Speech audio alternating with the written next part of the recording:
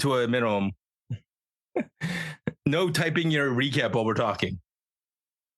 That's what I do, though. I know you do that well, and so does everybody else. Knows that you type while we're talking because it's become very clear during the research team. Yeah, you are a crack research team. Greg, I don't know. Have you gone to our YouTube recently? I have not. But before we do that, hold on. I got to start this day right. Cracking a beer? Oh, Coke. Okay, Pepsi. Yeah, but I knew you would think right away. I've already cracked a beer. Oh, that sounds like a bad day. So you apparently are a YouTube star. I don't know if you know this. I am not a YouTube star. So the most popular video we have in like the last 3 weeks, and we're not talking about large views, and we want to thank everyone who does view this and listens to us, and shout out to Jared Francis, whose birthday is today, who I'm going to see later for supper. He's filled in on for you once or twice. You are number 2, Greg. Angry Greg. Greg is done with the MFTs. I am number 2.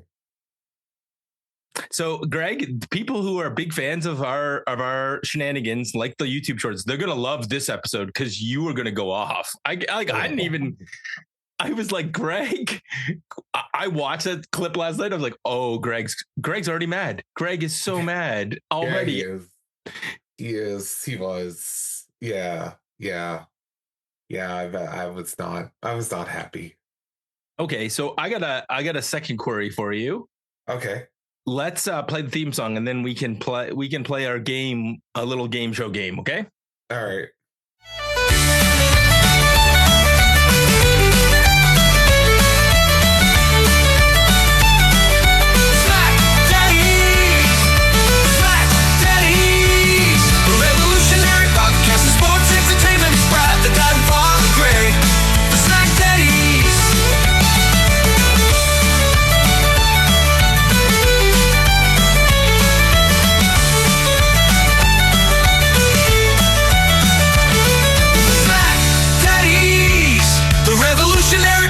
Sports entertainment is Brad, the dad and father Greg, the SmackDaddies.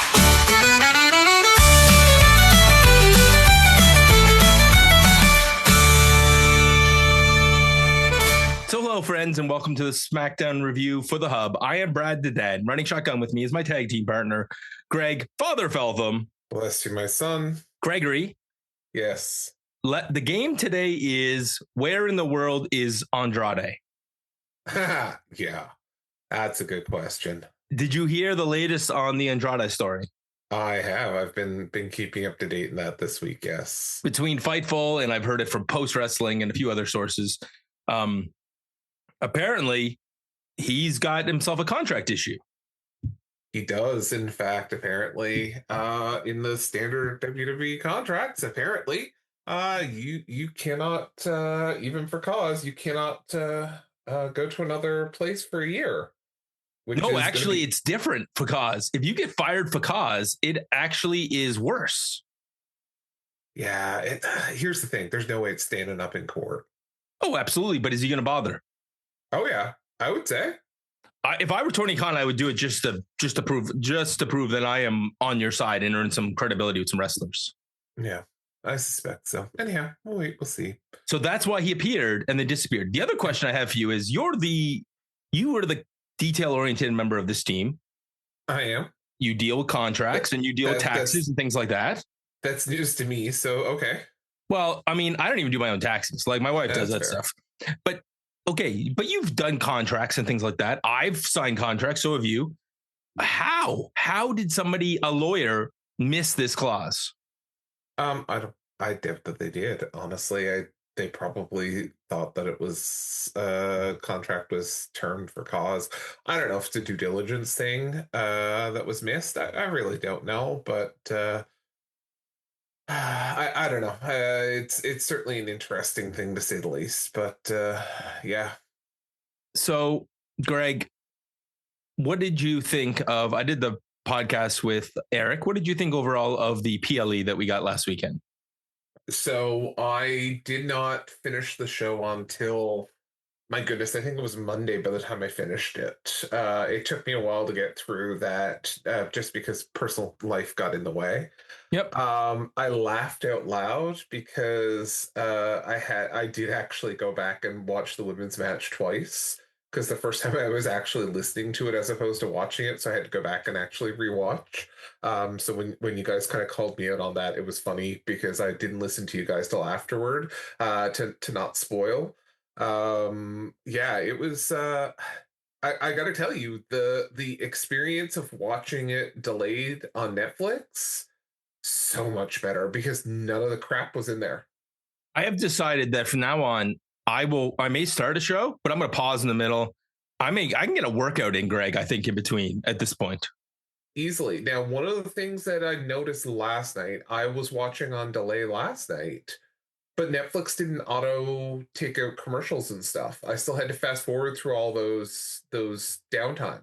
And I logged out of Netflix and back into Netflix because when I cut up the live and I was watching, like, I was on delay as well. I watched the Jays game first. Oh, so sucker. Yeah, well, happy birthday to Eric B, another birthday boy celebrating a birthday. And Eric, your present was that Toronto choked another game. I mean, that is the story of Toronto sports, right? They can't even lose, right, Greg? Because I don't know if you know this, but if they hit 9 hits, which they have in many of their postseason games, you can go get an ice cap for with I think it's $1, and you have to make a $3 purchase on top of that. So I buy one thing of not hash browns, the taters. And it brings me up right to the right number. Oh, very good. Very good. So I get an ice cap for $1. We're talking about a $5 purchase, and I get an ice cap and taters. Because I've been doing it in honor of you because of your love of PEI. Yes. I had a lovely experience driving back and forth to PEI last weekend. Yeah, so the Toronto loses, and also Netflix puts commercials in. So I logged out, closed my app, and logged back in, and I got the in between match stuff. But they keep throwing commercials up. There's something wrong with their system. They're not taking out the skips, as you said, and we're getting commercials. Yeah, I don't know what was happening there, but yeah. And I'm not on the cheapy tier. I'm on the ridiculous. Yeah, so am I. I'm on that ridiculously high, I could even use mine in another household, for frig's sakes. My mother-in-law, we just, rather than buying her own Netflix, we put her on my account. Yeah. Because I love her. I'm not at that level. I will say that. Well, it just makes it, Greg, I have to tech support anyway, so I might as well be doing it on my account rather than hers. That's fair. And then I have to log her in on her Bell TV, which really chaps my ass. Yeah, you know what grinds my gears, right? Yeah. So, Gregory, we are now talking SmackDown. We know that we heard about Andrade. We know he's out for a year. And the other person that's out is Seth Rollins, because that's our first recap. Recap 1. Seth Rollins wins Crown Jewel and then gets destroyed on Raw. Greg, he should never do a flying headbutt ever again. Yeah, he shouldn't. You are right on that. He shouldn't do a flying headbutt. I don't dare to even suggest whether this injury is legitimate and how long it would be to return after the shit show that we just went through with Seth Rollins. So it is what it is. I don't think that this was the original plan, and I think this obviously got or at least at this point wasn't the plan. I'm sure in future it was going to be the plan. But yeah, I did not watch Monday Night Raw. I obviously knew what happened, so I actually paid attention and watched this recap, which is unusual. So yeah. So I stopped Raw after they were standing over them, and the thing went up. And then I heard the report, and I was like, what? This kid? I thought it was AI generated the first time I saw the report in the picture. So I went back and looked, and I was like, for freak's sakes, what am I going to ever learn to watch the damn show to the end? Right. Yeah, I don't get you, Brad. Watch the end, and I laughed when you were talking about that last week on the PLE. Oh, I literally messaged Eric, I'm not starting the show until I see the credits. And then I start seeing the post show. Yeah. It's brutal. So Cody comes out to the ring. He's dressed in his finest. And now, after he finds out from Nick Aldis, who comes out first and says, this is going to be a number one contender match between Jacob Fatu and Drew McIntyre. More on that bullcrap later. Okay. Did you know in advance that there was an injury with Jacob Fatu? Oh, see, I actually knew in advance about the Ilja Dragunov return as well as the Jacob Fatu injury. So I was kind of waiting the whole night to see how that was going to pay off. So I was playing Pokemon yesterday and I had to deal with an issue at my kid's school, which I will tell you off air because, oh boy. If it gets resolved, I will leave the listeners. If somebody comments and asks, I will maybe talk about this on air once it's resolved. Okay. So we're dealing with that. Cody's promo. Cody, did he say anything other than he's in a black suit because he's in mourning? He doesn't think him and Seth are going to ever end and that they'll probably have another match. Seth has his own problems and Cody is in charge of SmackDown. And whether it's Drew or Jacob, Friday nights are where the lights shine bright. Yeah, sure. That's where we are. Did you skip this whole thing? No, but I only half paid attention, if I'm being honest with you, because it was going to be a Cody talking segment, but it wasn't long, so at least that's a positive thing. Yes, and Solo's in the back, and now your favorite people, the MFTs. We'll call this MFT segment 1, and this is my family trauma. And Greg, I feel like they traumatize you every time they walk through. Facts. So poor Ray Phoenix is there taking pictures for WWE.com, updating his headshots, and they tell him that he needs to leave because it's time for Solo to take pictures. And Ray's like, hey man, I just got like 2 more pictures. And Solo says, do we have a problem? And he goes, no, but you have a problem. And then they just pummel him into oblivion. Right. Mm-hmm. First of all, if only his tag partner wasn't released. That's fair. Mm-hmm. That's joke 1. Joke 2, if only he had a Lucha Bro that could come in and save him. Yeah, it's unfortunate he doesn't. And joke 3, are there no other Latinos on this show that you can make a faction out of that Ray Phoenix could join that faction to stand up to these bullies? I believe we will see a couple more Latinos on the show that he could join with. And they also have another guy who got re-signed recently, who's also Latino. Yeah.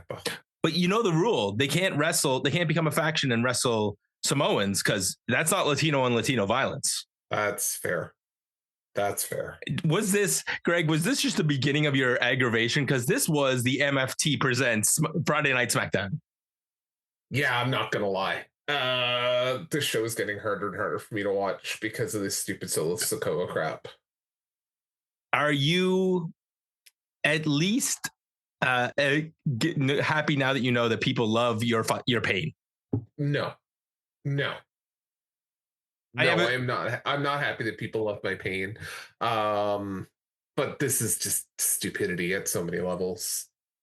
Well, at least we got one good thing, which was Charlotte Flair and Alexa Bliss versus Zolruca, and Zarya. Yes, we did get this match. And Blake Monroe was in the crowd, hot off of her appearances on NXT.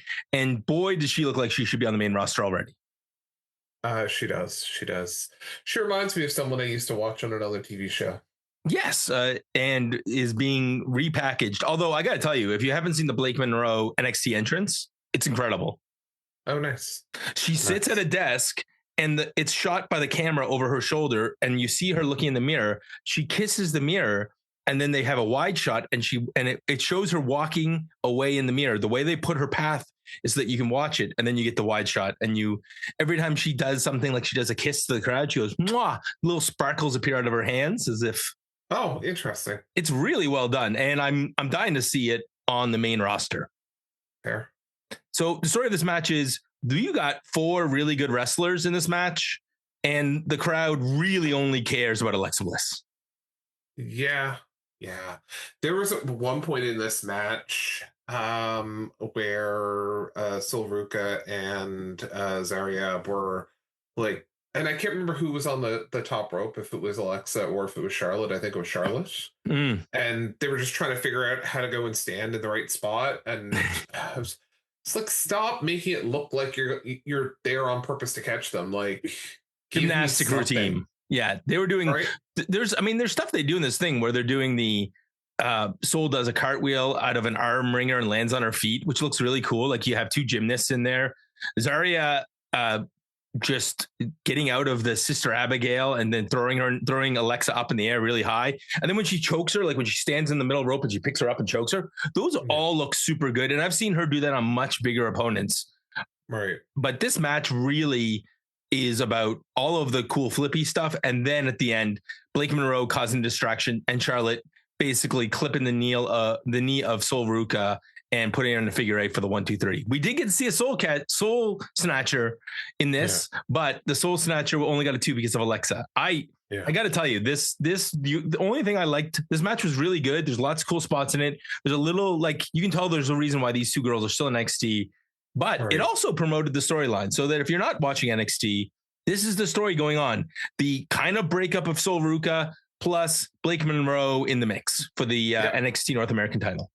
Yeah, absolutely. So, Greg, did you enjoy this?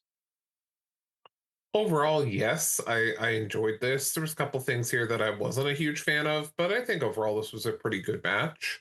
I'm curious to see though, like as you said, this seemed to be more of an NXT special than it seemed to be a SmackDown thing. If Blake Monroe was coming to the main roster, then the Blake Monroe interactions and stuff would be more prevalent or more, I guess, understandable in this. I don't like them using SmackDown to set up an NXT angle as a, for lack of a better word, a lesser property in comparison. So I think maybe the other way around would make more sense. But it is what it is. I had the same thought. The only thing I will say is it gave you an opportunity to see these three women on the big screen and see really who's ready. And I think we've all seen Blake Monroe wrestle under her other alias in AEW. She does not need to be in NXT much longer. They need, and boy, oh boy, do we need the bodies on SmackDown as we're about to see with Tiffany. Like, do we need the bodies on SmackDown? Because we had like 6 different returns tonight. We need women on SmackDown. Women for sure, but do we need bodies is my question. Probably not, but we need women. The problem is we have so many guys on SmackDown and the women's division is like wafer thin. Non-existent, especially when you lost one last week to basically become a valet again. Yes, and another one split her head open. And Nia Jax apparently may have been injured in that match as well. Just piling up those things. Yeah. All right. Jacob welcomes Cody to the yay area. And when he's done dog walking, which is funny in hindsight, when she's done dog walking Drew, he's going to do that. He's going to show him what it's about to be a Ghost Rider. I love how he said he's going to dog walk him from Oakland to San Jose to San Francisco, all around the Bay Area. And Greg, you saw this coming. So you must have been watching this totally differently going, it's good that you're talking, bud, because you're not getting in that ring. Yeah, definitely. Honestly, at this point, this is when I started to think to myself, or maybe not here, maybe it was in the segment that's coming up with Tiffany Stratton. But it's like, where's Bailey? Yeah, this is her home rink. Like this is Bailey territory. So where the hell is Bailey? And I don't know if she was on the tour in Japan right now, but like, let the poor lady work her home. Yeah, why didn't you bring her back here to, even if she came out at the end and we got a 6-woman tag where we get 3 female heels plus Bailey joins Charlotte and Alexa? Yeah, something. Because I really hope at the end of this show that we saw on TV, I hope it was a dark match because this was not a good ending. I don't see, it's not in cage match, so I don't know what the dark match was here. There's nothing listed. So Selena and Aleister Black has brought his wife into his creepy dark room, and they now bought a pet snake. Yeah. Do you know what this reminds me of? Like a guy who was recently didn't have his contract renewed for WWE. Now that he's got, him and his wife were kind of together on screen. Like this is just screaming to me, Karrion Kross. Like, I'm literally wondering if they just took the storyline that they were planning for him and just said, well, here, we're just going to give this to Aleister and Zelina. We like Zelina and Aleister more. Yeah. So none of this was new. This was always part of the plan. this is my wife, and we always plan to be reunited. They have the creepy white snake throughout, and sometimes you need a necessary evil, Greg. You do. By the way, I did confirm Bailey was actually in Japan today. Yesterday, she was at a house show in Tokyo. Yeah, poor planning, WWE, poor planning. Yep. So recap number 2, Shinsuke's back with his old music, and him and Sami had a pretty good match. They got ruined by the MFTs. What? No. Wait, Solo Sikoa ruins shit? I would never believe that. I feel like this sarcastic comment just became a YouTube short, Greg, because Solo Sikoa never ruined anything. I'll just have a bunch of clips of him ruining things, and you just shaking your head like, mother frigger, I hate this guy. Yeah, all these things are true. So you're not starting the Solo Sikoa Appreciation Society? Absolutely not. The MFT fan club? Absolutely not. So if I buy you an MFT shirt for Christmas, you're going to kill me, aren't you? I'm going to return to sender. Greg will be like, I thought you were going to make a joke right there and go, that'll be the only MFT shirt they sell this year. No, I didn't. I wasn't going to go there. Because they'll buy lots of them, Greg. Every one of you telling me all those Samoans have kids. Every one of those kids is getting an MFT shirt for Christmas. I guess I don't know anyone who would want to wear an MFT shirt at this point. We get Nick, and he's in the back with Miz, and Miz and him are agreeing to something apparently. And then Sami walks in, and he's like, "Hey, you canceled my open challenge." And while Shinsuke should get a fair match, and Sami says, "I don't want to hide because of the MFTs. I want a match." And Nick's all concerned. But literally what we get out of this is Sami's going to go to the ring. He's not going to let the MFTs control this show. Greg was like, "This is my new favorite babyface. You go." And then we also pan over to the Miz, who's just sitting there smiling. Yeah, and you knew what was going to happen, right? Like, there are times when you expect the surprise from WWE and something, but there are also times when you're like, you can see something coming a mile away. And you could see this one coming a mile away, that the Miz was going to come out and challenge, and Carmelo Hayes is not going to let him, get out of the entranceway. Yep. And then we get an advertisement for Hogan's Rock and Wrestling animated series is now on YouTube. Oh, you better believe I fast forward to that bullshit. Oh, I thought you were, Greg, I can give you 2 options. You can watch MFT segments. No. Or you can watch the Hogan. The secret answer is I'm about to hang up on you. Greg picked C. Well, Greg already recapped the next segment. Miz comes out for the challenge and Carmelo Hayes takes him out. So we don't know who we're going to get, except for Greg, who had seen the spoiler. So Ilja Dragunov comes out.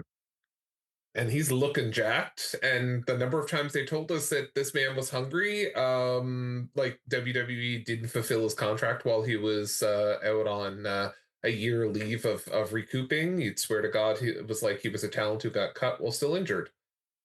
Well, come on now. They don't do that. Moving on. In unrelated news, Rich Holland, we are sending you best wishes on behalf of the Hub and the SmackDaddies. I hope you find a way to feed your 5 kids, because WWE doesn't give a shit about you. Ain't that facts? Poor man, he got kids. He got kids. Hey, maybe him and Heath Slater can do a comedy. Heath Slater should do a festival for him. He should do something. So Dragunov comes out to his Russian music, and he looks jacked. Yep. This match is a series of nasty strikes, and I really hope that tattoo isn't that new, because Sami maybe Dragunov doesn't want that tattoo anymore, because Sami was trying to wipe it off his chest with chops. Yeah. This was a hard match. This was an excellent match. We got a tornado DDT from Sami that rolls him into the corner, and then when he tries for the kick, Dragunov just comes flying out with a knee. The suplexes, where we get the rolling suplexes where they're both fighting each other to keep the suplexes, Michinoku drivers. There is some crazy gross stuff. There's a lot of times when Sami dodges something and just Dragunov just comes flying out of the corner and just bashes him in the head. Yeah. Dude, this looked incredible. My favorite, though, was when Dragunov hits his spinning he spins through the ropes like a 619 and comes out and hits just a crazy clothesline. Greg, was there any spots of you watching Dragunov going, wow? Because I know I've watched probably way more Dragunov than you. Like you were like, this guy, what the hell? Well, I spent this whole match trying to think to myself, how are they going to get out of this? How is it that Sami is going to retain here? Because this was a great match. It was a great showing by both Dragunov and Sami. But I just spent the whole match trying to figure out, okay, how are we gonna finish this, and how are we gonna make this all work? And I didn't know. Going back to kind of my comment to start this segment, was there sometimes you can see stuff coming a mile away, and there's sometimes that you are completely surprised, and this is one of those ones where I was completely surprised. Yeah, because I bid on all the finishes as well, because we got Torpedo Moscows and we got Blue Thunder Bombs that people kicked out of. Yeah, I didn't bite on them. I'm like, okay, well, he's not going to win. He's not going to win. There's no way Ilja Dragunov's going to win here. So, like, how are they going to get out of this? And then the very end is he hits the Torpedo Moscow and the H-bomb. The only thing I don't like about this match, Greg, is I hate that stupid H-bomb. I don't get it as a finisher. Yeah. But Dragunov pins Sami Zayn. Ilja Dragunov is your new United States champion. And the pyro goes off. And it's really mostly caused because Sami had Dragunov beat, but there's a solo Sikoa distraction, which I thought was going to lead to the MFT swarming. I really thought that was the end of this match, and that was the way out. Right. Yep. But it's not. And I think what we're going to get is the baby faces of SmackDown trying to fight the MFTs in a Survivor Series match. Do you think? Well, that would I'm be not so sure. Well, and stupid. Let's go with babyface. You know, we love to talk about dumb baby faces on this podcast, Greg. Let's go through the list here. The MFT swarm. So Rey Fenix comes down without any weapons to try and fight off 5 big Samoans. Right. So the dumb baby face award of the week is Rey Fenix. Yeah, but that's not what I think we're going to get. Oh, yeah, no. I'll get to your favorite part of the show because I made a note here. Record this. Get ready for the short. Because Greg was like, this is the best thing ever, right? Like MFTs dominating, more MFTs on SmackDown. And then the only way this can get better, Greg, is if we get a Bo Wyatt promo on the Tron where he does his spooky talking. Let me get the exact quote for you. He says, sometimes you'll find somebody knocking at the door and you won't like what the answer is. And then the lights go out. We get seizure lights on, activate, and the Wyatts come in to face off with the MFTs. Yeah. Where were these, Greg, where were these guys 5 minutes ago? I wish I could tell you. But I mean, it's bad when I'm at a point now where I'm like, okay, the Wyatt 6 I can get on board with, just so I don't have to deal with these stupid MFT crap. But this is where I'm concerned about Survivor Series, right? So what do you do here? Is it going to be Sami and the Wyatts taking on MFTs? Is that what we get? Well, Bo's still going to be hurt. So is it Sami Dragunov and the Wyatts, or Shinsuke Sami and the Wyatts versus the MFTs? Yeah, I don't know, and I don't care about any of it. That's the worst of it. Come on, Greg, you got to be excited about this. You get your favorite thing. You get your 2 favorite factions on SmackDown going head to head. Maybe they can do a 60-minute elimination tag match.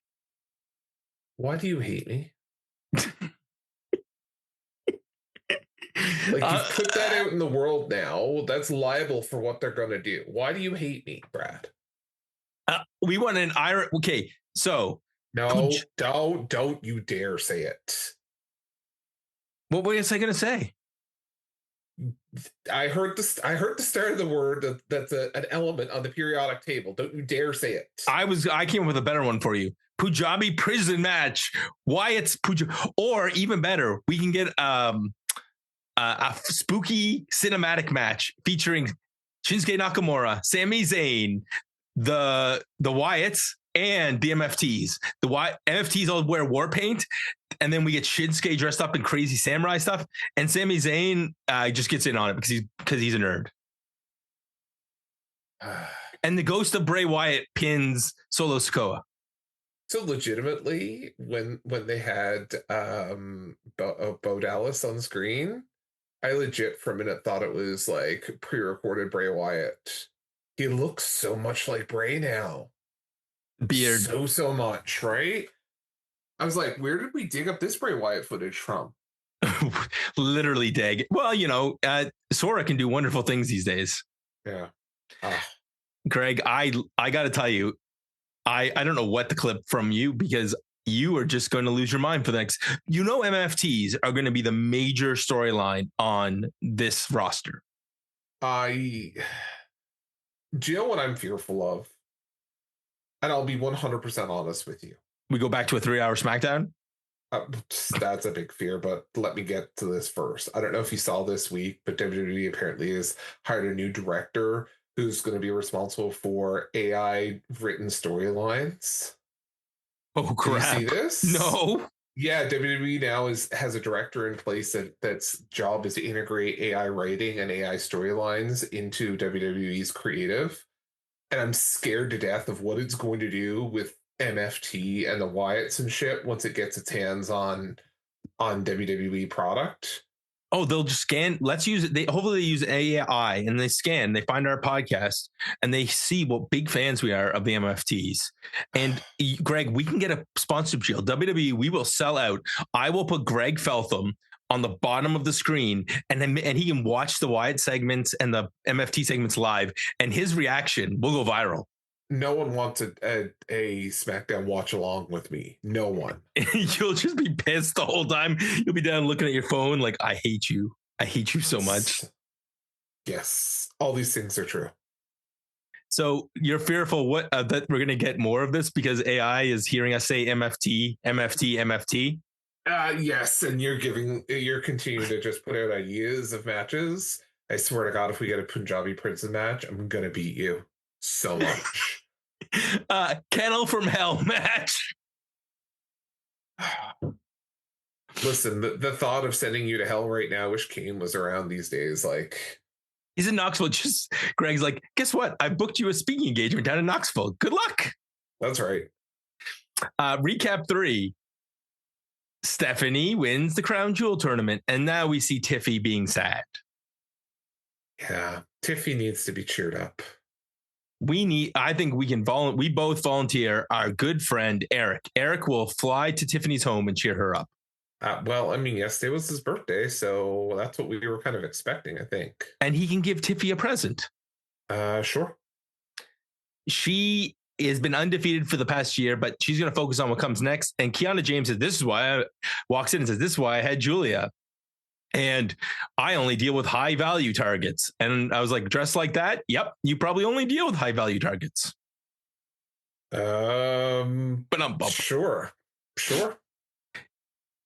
Greg, why is she dressed like that? Why are we, am I supposed to take her seriously dressed like that? Are you ever supposed to take her seriously? I don't think so. Okay. And then Tiffy says, well, those who can't wrestle represent. And she's like, oh, I can wrestle. All right. So this is our match next week. This is how thin the roster is. Tiffany Stratton versus Kiana James is a featured match on SmackDown next week. Yeah. I might be sick next week. Nikki Cross was in the last segment. Yes, she was.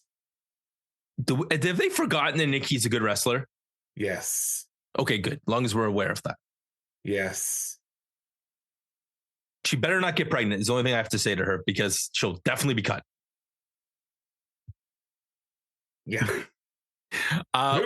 We get the Motor City Machine Guns talking about how they want a title match, and then our Latin lovers, Los Garza, come in and before you do that, did you even realize that it's only been a year that those guys have been on the roster? When they said it, I was like, oh crap, they've only been here a year. And they've been, hot. Obviously, they won in their second week, and then they fell off the face of the earth for a while. I tell you, I don't know, man. there were no lies told in this segment because they started like a Ferrari and then ended up like a lawnmower. Facts. Yeah. And so these guys are arguing. So let's make a match because Nick Aldis didn't book this whole show. No. Apparently we AI'd that shit. Motor City Machine Guns versus the Garzas. Greg, they definitely AI'd this shit. And that, I think this is already, though, one thing I will say, this is definitely an improvement, Gregory. You know why? Why is that? Because we're actually seeing this incredible tag division on television. And that's great and good, but we've seen this match before. Okay, but was it a good match? It was a great match, but my fear is, we're just going to fall back into the exact same thing that what we had, right? Right. And it wasn't long enough, given like how much time we wasted in these talking segments and the multiple MFT segments. These guys got like 7 minutes. They hit all kinds of cool stuff, and we get a skull and bones for the win. So, yeah. I mean, basically, I don't think Alex Shelley was in the ring for longer than 3 minutes. Do you know the last time these guys had a televised SmackDown match? The Motor City Machine Guns? Mm-hmm. I'm going to say July. A little bit later than that. May? August 2020, August 22nd, where they were in Dublin. So it's been 2 months. Yeah, it's been 2 months. You know what? These guys both have a good reputation in TNA. Maybe if you got nothing for them, load them back to TNA for a couple of weeks. I guess. But again, don't get hurt in a TNA ring because they will release you. That's true. That's true. I'm just trying to go back and see here when these guys last took on Humberto and Los Garza. And the Garzas did their thing, right? So here you go. Also, Greg, unrelated after this, we have Axiom or Fraxium watching them in the back, and Axiom and Nathan Frazier is talking about how these guys are good for them for building momentum. They need to try and do the same. DIY walks in and they make fun of Axiom's mask. Say, hey, weren't we looking for a stupid mask for Halloween? Look, there's one. Greg, this match.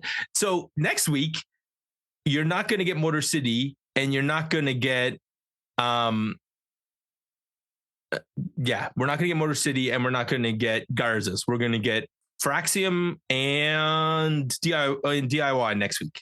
Yeah. And then here, let me guess. The winners are going to face each other, and then they're not going to fight for the tag titles because the MFTs got up next. No, they definitely won't be fighting on Survivor Series because we don't put tag titles on PLEs.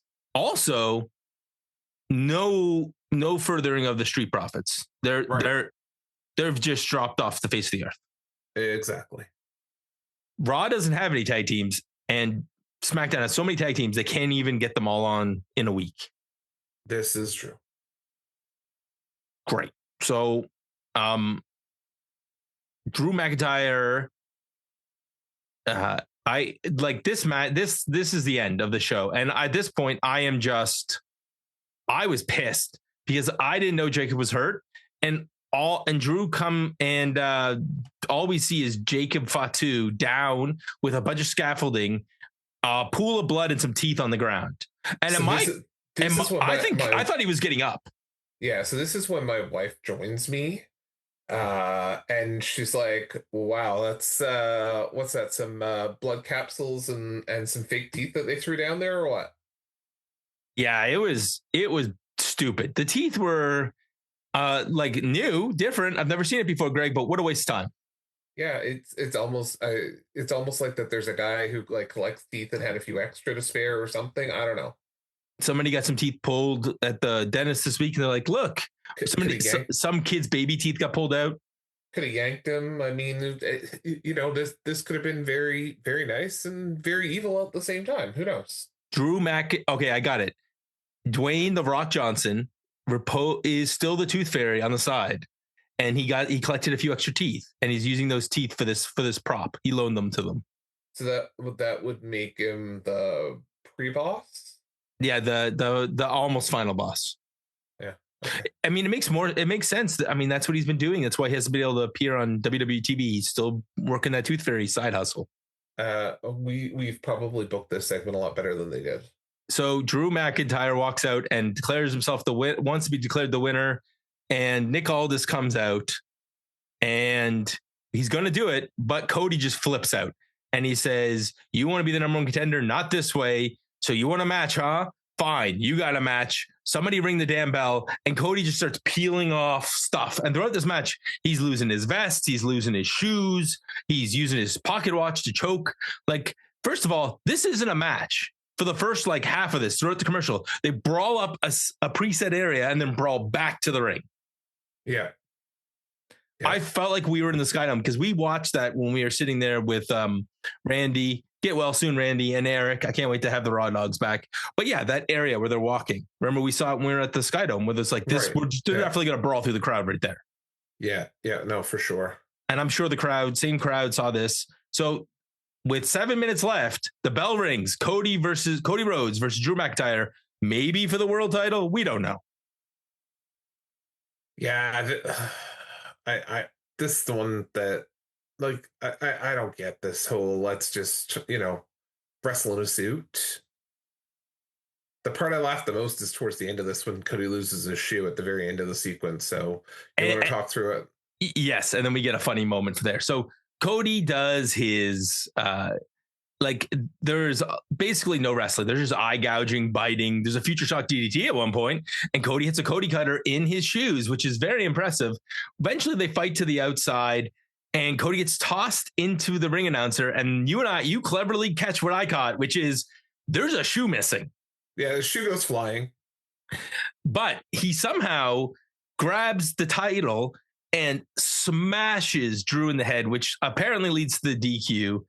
And then Cody comes out from behind the ringside piece there with the bell and with the timekeeper and the bell ringer, and he has his shoe back, Greg. Yeah, he managed to get his shoe back on. He must have needed it because he knew he was gonna, they were gonna fight over the table and clear it. It looks like we're gonna get a crossroads through the table, and the announcers are saying, "No, this can't happen." Blah blah blah. By the way, throughout this show, Vic Joseph is on the call, and we had, instead of Michael Cole, I have no idea why. Plus, for bonus points, we do have Corey Graves back from his maternity leave. Yeah. No, it was good. Honestly, I didn't mind Vic Joseph. When I heard Vic Joseph to start, I was like, first, I wasn't 100% sure it was Vic Joseph. And then I was like, oh, please, God, don't let it be Booker T next to him. Booker T only calls Stephanie Vicaire matches from now on. Well, he must have been stuck over in Japan because that's where she was last night. Anyways, this match, there's no crossroads. There's just officials coming out and breaking them up. And eventually Cody dives onto all the security that help catch him. Yeah. Yep. That's what we got. So Jacob Fatu is actually hurt, and we're not getting what we want. We're getting this garbage. That is true. So I'm going to guess Drew's going to whine. Here, spoiler alert for future episodes. Drew's going to whine that that Cody's afraid of him, and that's why he used the DQ, and we're going to get a no disqualification match. Probably, but it's, a babyface using the title belt to take out someone is not a thing you normally see. So I don't know if this is a foreshadow for later, but yeah. So I originally wrote in my notes, Greg, the question was this a good ending? Was this a good ending? That's a really good question. I don't think so, but it is what we got. Are we going to give them slack because half the roster's away and we're grading on the curve because they got Jacob? They found out Jacob's hurt? No, I'm not grading them on a curve for that. Okay, I'm going to give you what could have happened. They could have put Solo Sikoa come out, and Solo and the LFTs could have attacked, and then they could have attacked and destroyed Drew and Jacob, and then we would have gotten Solo Sikoa versus Cody Rhodes for the world title. If I wasn't doing the backup recording, I was literally dropping the connection. That's the only thing that stopped me, is that I know I'm recording the backup copy in case something happens. So you were ready. You're just done. You're like, no, that's even I worse. literally went, put my mouse over the leave button. I swear to God. Okay, then let's wrap this up and go to the synopsis. All right. Oh, Eric's messaging us. Oh no.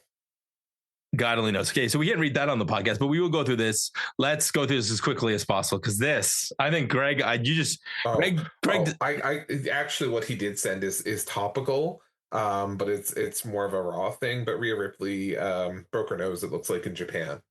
Oh, yeah, fabulous. She's got tampons stuck up her nose here from yesterday. Well, that's not good. No. So hopefully nothing major, but it looks like, she broke her nose. This is your SmackDown synopsis. So what do you want to do with Nick Aldis and Cody Rhodes addressing the crowd to start the show? Yeah, I can cut this. How about Solo walking through it, the only time you better believe we're cutting that shit. Charlotte Flair and Alexa Bliss versus Zolruca. No, we'll keep this. Okay. What about Jacob? Oh wait, we already did that one. I forgot all about. Oh no, I did this. I did the Jacob one. Oh no, wait, I didn't do Jacob and Cody. Yeah, I did Solo. You didn't do Jacob. You did Solo and Ray Phoenix. Yeah. So what about Jacob and Cody? Let's keep it. Greg, you're falling asleep on me. That's how good this SmackDown is. No, that's been a long week already. Zelina and Aleister Black. The Killer Cross Charlotte angle, we can cut this. I figured you might be generous enough to give it a digital exclusive, but not even that. Nick Aldis, Miz, and Sami talking about the MFTs. We'll keep this. What about Miz and Carmelo at the beginning before the match? We'll keep this. And then what about Sami and Ilja Dragunov for the US title? This is fine up until the pin. Okay. And you're like, the pin can, you don't want the pin. You want a schmoz instead. No, it's fine. Even the new champion is fine. But the after the match MFT crap, we're cutting all that. But what about the Wyatts? Now cutting it all. You don't want MFT and Wyatt love? No, I don't. Send Greg your MFT Wyatt memes for this week. Tiffany Stratton getting in it with Kiana James. We can keep this, but honestly, the better thing you can watch is, and I shared it with you this morning, Brad, is R-Truth and Tiffany Stratton doing a lip sync backstage. That made me laugh a lot. Yeah, where was R-Truth when we needed him? There could have been the match. R-Truth versus Drew McIntyre. Sure. Okay, Motor City Machine Guns and the Garzas. I'm gonna make you put all this together. You either got to keep the match and the backstage or cut it all. Yeah, I'll keep it, I guess. What about DIY and Fraxium? Cut. And Jacob Fatu getting destroyed. Cut. And Drew McIntyre and Cody's brawl. I think you got to keep this for the storyline for the Fatu injury. So basically, you cut half the show because it sucks. Yeah, I did. I cut about half the show.